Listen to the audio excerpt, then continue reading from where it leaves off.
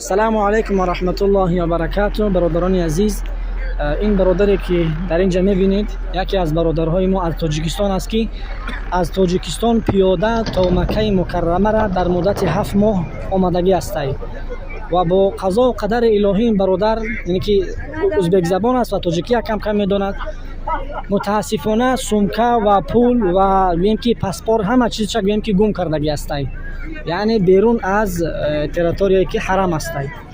و الان ما با برادر صحبت کردیم، شما گفتیمش که هر بعد از نماز شام تا خفتن در همین جایی که سمکه ها گم شدگی هستند و برای جستجوی سمکه ها میتونید مراجعت کنید، از همین جایی باشد. یعنی این خانه که میبینید، خانه زرد، یعنی مکتبه مکه مکرمه، همین خانه که پیامبر اکرم علیه السلام در اینجا تولد شدگی است و در برابر این یعنی که خانه ابو لهب است که توالت خانه است در اینجا.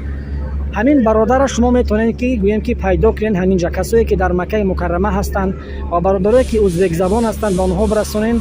این برادر اگر بشناسن یعنی که از تاجیکستان هست و گویم که نه خورد و خوراک هیچ چیز ندارد، در طی ساعت یعنی که پایان اون ده گویم خواب میکند و اونجا رزق یافته میخورد. خب با کدام، از کجا آمده شما؟ از تاجیکستان به کدام مملکت ها قطعی اومدید؟ تاجیکستان، ازبکستان، افغانستان، عربستان، ایران، عربستان، نه که به همین سرزمین ها الله اکبر پیاده آمدگی هستند و همه چیزی که داشت گویم که تقریبا گم کردگی هستند، نه پاسپورت دارد نه هیچ چیز.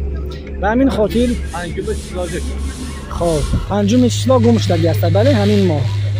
به همین خاطر برادران عزیز، هر کسی که میشناسد ایرا و اگون تقسیم کن. از کجا هستی تاجیکستان؟ از لینلاباد، رایونی 8. این برادر از همونجا هستند و تقسیم کنه برادرها ویدیو را، شاید خیرش تبارش هسته و میتونن که انشاءالله در همینجا بعدای نماز شام، یعنی پیش خانه که پیامبر اکرم علیه السلام در آن تولد شده بود، یعنی از همین جاها او را پیدا میکنید. این که جایی که سمکه ها را جستجو میکنن، در اینجا سمکه های گم شدگی هستند، انسان در اونجا مراجعت میکنن.